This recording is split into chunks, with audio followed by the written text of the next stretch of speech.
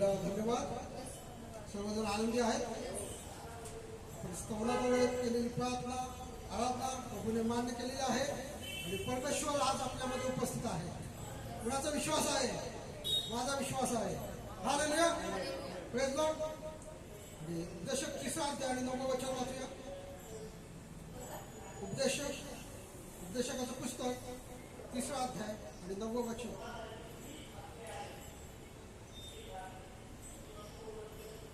थोडक्या वेळेतच आपण संपवणार आहोत. उपदेशक 3:9. आजचा दिवस कुठला आहे? आजचा दिवस कामगार दिन आहे.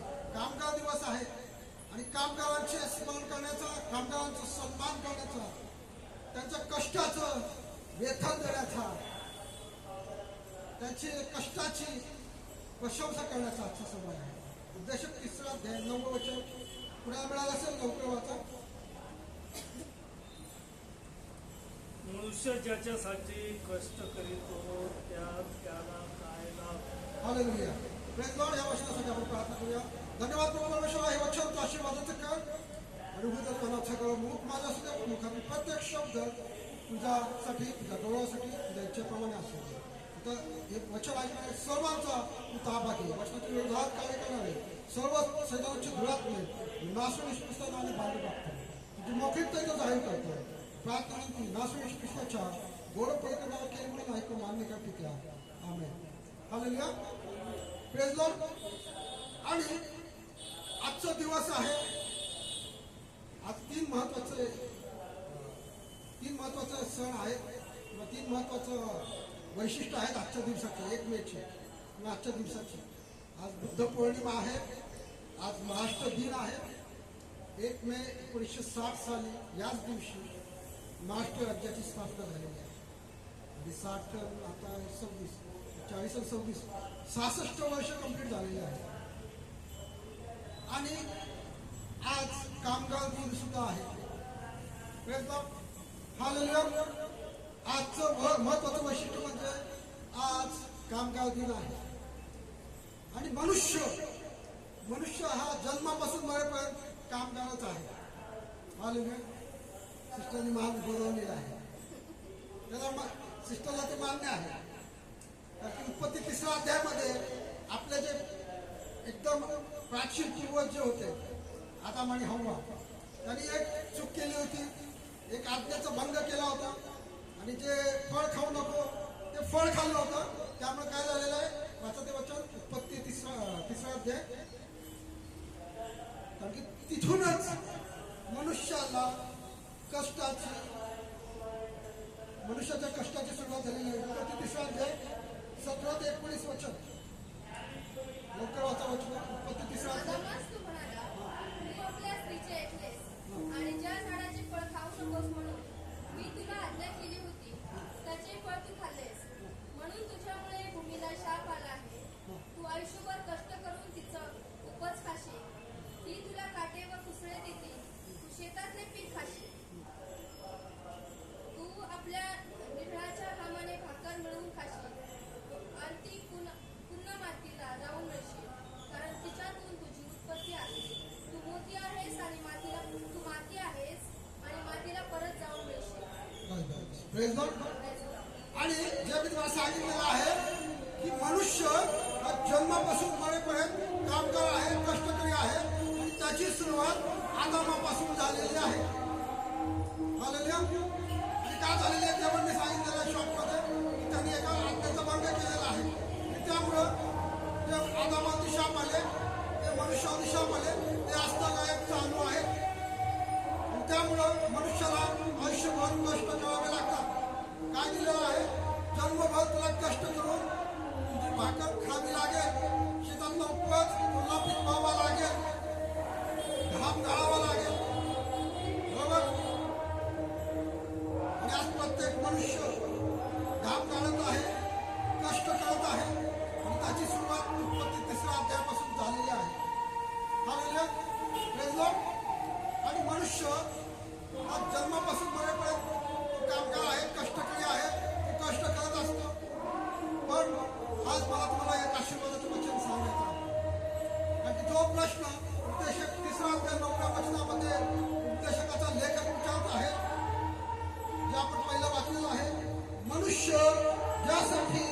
कष्ट करीतो त्याला काय लाभ. Praise Lord. तुम्हाला आशीर्वादित व्हायचं आहे, आशीर्वादित व्हायचं आहे. जे तुम्ही कष्ट करत आहात, जे तुम्ही काम करत आहात, जे तुम्ही घाम गाळत आहात, त्याचा लाभ काय आहे हे तुम्हाला जाणून घ्यायची इच्छा आहे. हालेलुया.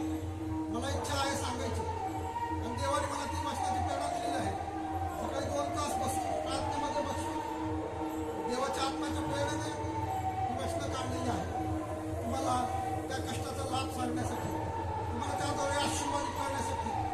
हालेलुया. मी माय माणसं सांगत नाही. पवित्र आत्म्याच्या प्रेरणेशिवाय, पवित्र आत्म्याच्या मार्गदर्शनाशिवाय कोणताही संदेश पूर्ण होत नाही. हालेलुया. Praise Lord. आणि मला तुम्हाला काय सांगायचं, जो उपदेशकाचा लेखक प्रश्न विचारत आहे, उपदेशक 3:9 की मनुष्य ज्यासाठी कष्ट करतो, मनुष्य जे कष्ट करतो त्यात त्याला काय लागतं. आणि प्यानो हे कष्ट मनुष्याच्या मागं का लागले ते पाहिलं. पण हे कष्टाची मुदत देखील परमेश्वराने ठरवून दिलेली आहे. वाचा ते वचन, योबाचं पुस्तक 7 अध्याय 1 वचन. Praise Lord. त्या कष्टाची मुदत देखील ठरवलेली आहे. हालेलुया. लाईट गेलेली आहे. धन्यवाद. योग 7 अध्याय 1 वचन. योबाचं पुस्तक 7 अध्याय 1 वचन. ह्या जगात मनुष्याला कष्ट करण्याची मुदत ठेवली आहे ना, एखाद्या मजुराप्रमाणे त्याला दिवस कठावे लागतात ना. हे वचन योग जो देवाचा एक सेवक आहे, चांगला देवाचा विश्वास आहे, तो हे वचन म्हणत आहे की मनुष्याला या पृथ्वीवर कष्ट करण्याची मुदत ठरवून दिलेली आहे. आणि स्तोत्र 90:10 बाळासाहेब नेहमी सांगतात की मानवाचे आयुष्य काय, ते वचन स्तोत्र 90:10, मानवाचे आयुष्य 70 वर्ष आणि शक्ती असल्यास 80 वर्ष. मानवाची मर्यादा, महिन्यांची मर्यादा संख्या परमेश्वराच्या अधीन आहे. त्याचं पृथ्वीवरचं आयुष्य हे परमेश्वराच्या इच्छेवर अवलंबून आहे, त्याच्या हातात आहे. हालेलुया. Praise Lord. आणि आणखी एक वचन मी तुम्हाला सांगतो, गणनाचं पुस्तक 8 अध्याय 24 आणि 25 वचन. मी तुम्हाला सांगत आहे, कष्ट करण्याची मुदत देवाच्या वचनामध्ये सांगितलेली आहे, ती मर्यादित आहे. हालेलुया. गणना 8 अध्याय 24 आणि 25 वचन.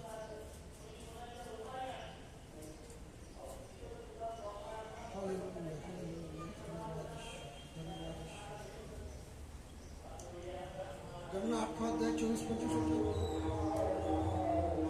लेव्यासंबंधीचा नियम हा, वयाच्या 25व्या वर्षापासून त्यांनी दर्शन मंडपासमोरचा सेवा धर्म आचरावा. ते 50 वर्षाचे झाल्यावर त्यांनी सेवा निवृत्त व्हावे. तिथून पुढे ही सेवा त्यांनी करू नये. हालेलुया. Praise Lord. इथं लेव्यांची कामाची मुदत, कष्ट करण्याची मुदत ठरवलेली आहे वयाच्या 25व्या वर्षापासून वयाच्या 50व्या वर्षापर्यंत. आणि आज गव्हर्नमेंटचा नियम काय आहे, रिटायरमेंटचं वय काय आहे, 58 वर्ष. बरोबर. 58 वर्ष, 58 नाही तर काही ठिकाणी 60 असेल, पण 58 वर्ष मला तर माझ्या माहितीनुसार 58 वर्ष आहे. आणि तर गणनाच्या पुस्तकात दिलेलं आहे की लेव्यांची काम करण्याची मुदत दिलेली आहे वयाच्या 25व्या वर्षापासून वयाच्या 50व्या वर्षापर्यंत. आणि योग 7 ते 1 वर्षात योग देखील हेच म्हणत आहे, मनुष्याची कष्ट करण्याची मुदत तू ठरवून दिलेली आहे. आणि वचनामध्ये त्याची मर्यादा देखील दिलेली आहे. आणि वचनाचा सखोल अभ्यास करा, तेव्हा ती वचनं सापडतील. पण आपल्याला पुढे जायचं आहे, पुढच्या भागामध्ये मला जायचं आहे. आपण आतापर्यंत पाहिलेलं आहे की मनुष्य हा जन्मापासून मरेपर्यंत कामगार आहे, कष्टकरी आहे. आणि त्याची उगम आदमापासून झालेली आहे. आणि त्याची मुदत मर्यादा देखील परमेश्वराने वचनामध्ये ठरवून दिलेली आहे. बरोबर. इथपर्यंत समजलं. पुढे जायचं आहे आपल्याला, पुढच्या भागामध्ये जायचं आहे. आणि आता आपला महत्वाचा भाग आहे, जो महत्वाचा प्रश्न आपण पहिल्यांदा विचारलेला आहे, त्याचं उत्तर आता आपण शोधणार आहोत. आता आपण जे कष्ट करत आहोत त्यापासून आपल्याला काय लाभ आहे, त्याचं उत्तर आता आपण वचनातून शोधणार आहोत. आता आपण वचनाच्या मुख्य भागात आलेलो आहोत. हालेलुया. Praise Lord. उत्साहित आहात का? उत्साहित का नाहीये? तर तुम्ही विचार करा, तुम्ही जर कंपनीत काम करत असाल आणि महिनाभर जेव्हा काम करता आणि महिन्याच्या 1 तारखेला किंवा 30 तारखेला तुमचा पगार होतो तेव्हा तुम्ही किती उत्साहित असता, बरोबर? मग आता तुम्ही जे कष्ट करत आहात फक्त महिन्यासाठीचे नाही तर पूर्ण आयुष्यभर जे तुम्ही कष्ट करत आहात त्याचा लाभ तुम्हाला आता वचनाद्वारे समजणार आहे, त्याद्वारे तुम्ही आशीर्वादित होणार आहात. तुम्ही किती आनंदी असले पाहिजे. Hallelujah, hallelujah. कारण की आपलं लाभ, आपलं वेतन हे असं पैशामध्ये मोजता येण्यासारखे नाही. आपल्याला जो लाभ मिळणार आहे, आपल्याला जे वेतन मिळणार आहे ते सार्वकालिक स्वरूपाचं असणार आहे, ते बहुमूल्य असणार आहे, त्याची गणना करता येणार नाही इतके ते अगणित असणार आहे. त्यासाठी काही वचन आपण वाचूया. वाचा ते वचन कलिकाचे पहिले पत्र, कलिकाचे पहिले पत्र 15 अध्याय आणि 58 वचन. आता आपण वचनाच्या मूळ भागामध्ये आलेलो आहोत. जे आपण कष्ट करत आहोत त्याची मर्यादा परमेश्वराने ठरवून दिलेली आहे, त्याचा आपल्याला काय लाभ मिळणार आहे. पहिले कलिक 15 अध्याय आणि 58 वचन.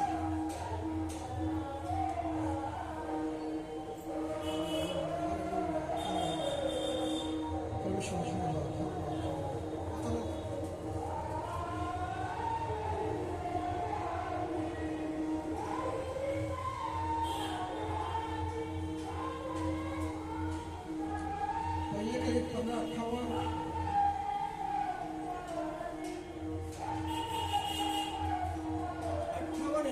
हाँ, सो हे मेरे प्रिय भाइयों, दृढ़ और अटल रहो और प्रभु के काम में सर्वदा बढ़ते जाओ, क्योंकि यह जानते हो कि तुम्हारा परिश्रम प्रभु में व्यर्थ नहीं. आमेन. मोठ्याने आमेन बोला. हे जे वचन तुम्ही ऐकलं असेल आणि या वचनाद्वारे जर तुम्हाला आशीर्वादित व्हायचं असेल तर मोठ्याने प्रेस दिल्यावर हालेलुया म्हणा. हालेलुया. आणखी इथे दिलेलं आहे, प्रभूमध्ये तुम्ही जे श्रम करत आहात ते श्रम व्यर्थ जाणार नाही, त्याचं प्रतिफळ तुम्हाला नक्की मिळेल. हालेलुया. आणि आज तुम्ही जे इथं आलेले आहात ते तुमचे श्रम व्यर्थ गेलेले नाही, त्याचं वेतन तुम्हाला मिळणार आहे.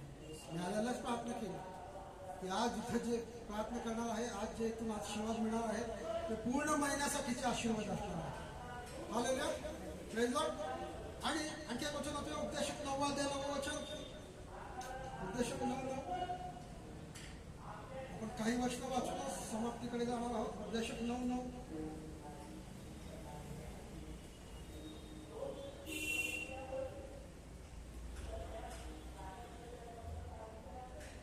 Praise Lord.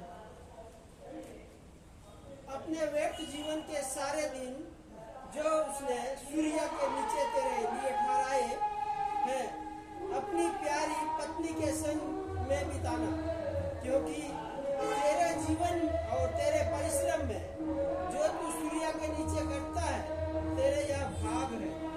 Hallelujah. Marathi Bible असेल तर मराठी बायबल वाचा. मराठी असेल उपदेशक 9. देवाने या भूतलावर तुझ्या व्यर्थ आयुष्याचे जे दिवस नेमिले आहेत, बरोबर, ह्या पृथ्वीवरचे तुझे जे दिवस नेमलेले आहेत, जे आपण पाहिलेलं आहे की आपले दिवस नेमलेले आहेत, नेमून दिलेले आहेत, ठरवलेले आहेत, आणि ते सर्व व्यर्थ दिवस आपल्या प्रियस्त्री बरोबर सुखाने घालून आयुष्यात हा तुझा वाटा आहे. ह्या भूतलावर, ह्या पृथ्वीवर तू जे परिश्रम करतोस, तू जे कष्ट करतोस त्याचे तुला हे वेतन आहे. बरोबर, बरोबर. Praise Lord. हालेलुया. मला तुम्हाला काय सांगायचं आहे, जे तुम्ही कष्ट करत आहात त्याचं वेतन, त्याचा लाभ काय आहे हे आज आपण वचनातून जाणून घेत आहोत. आणि मला तुम्हाला सांगू द्या, तुमचे परिश्रम व्यर्थ जाणार नाही, तुमचे कष्ट व्यर्थ जाणार नाही, तर त्या कष्टाचं वेतन, कष्टाचा लाभ तुम्हाला ह्या युगात आणि येणाऱ्या युगात देखील मिळणार आहे. हालेलुया. Praise Lord. उल्हासित व्हा. आणखी एक वचन वाचू आपण. पहिले तिमोथेय त्याचे पहिले पत्र 5 अध्याय 17 वचन.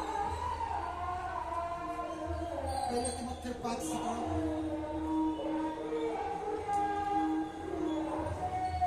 एका वचनामध्ये म्हणत आहे, सुवार्तिकांनी सुवार्तेवर उपजीवन करावे, काम करणे आपल्या मजुरीस योग्य आहे. आणि जे जे काम करत आहेत, जे जे कष्ट करत आहेत, मला आज त्यांना आशीर्वादाची गोष्ट सांगायची आहे. पहिले तिमोथेय 5 अध्याय आणि 17 वचन. जो परिचित अच्छा प्रबंधक करते हैं, विशेष करके वे जो वचन सुनने और सिखाने में परिश्रम करते हैं, दोनों दो गुने आदर के योग समझे जाएंगे. Praise God. हालेलुया. आणि जे उपदेश व शिक्षण या बाबतीत परिश्रम करतात ते दुप्पट सन्मानास पात्र ठरले जातील, असं देवाचं वचन म्हणतंय. जे सुवार्ता सांगतात त्यांचे छळ मनोरम आहे, असं देवाचं वचन आहे. तो म्हणत आहे, जे सुवार्ता सांगतात त्यांनी सुवार्तेवर आपले उपजीवन करावे, कारण की काम करणे आपल्या मजुरीस योग्य आहे, असं देवाचं वचन तो म्हणतात. आणि मला तुम्हाला काय सांगायचं आहे, जे काही आपण कष्ट करत आहोत, जे काही आपण काम करत आहोत, जे काही आपण प्रभूमध्ये श्रम करत आहोत, ते व्यर्थ जाणार नाही. त्याचं वेतन, त्याचा लाभ, त्याचं प्रतिफळ, त्याचं बक्षीस तुम्हाला या युगात आणि येणाऱ्या युगात देखील मिळणार आहे. त्यामुळे उल्हासित व्हा प्रियानो, ही आशीर्वादाची गोष्ट आहे. आणि मला तुम्हाला काय सांगायचं आहे की प्रभूमध्ये आपलं श्रम व्यर्थ नाही. जे जे तुम्ही करत आहात त्या प्रत्येकाची नोंद परमेश्वर ठेवत आहे. त्याच्याकडे नोंदवही आहे. वाचते वचन मलाखीचं पुस्तक 4 अध्याय 1 आणि 2 वचन.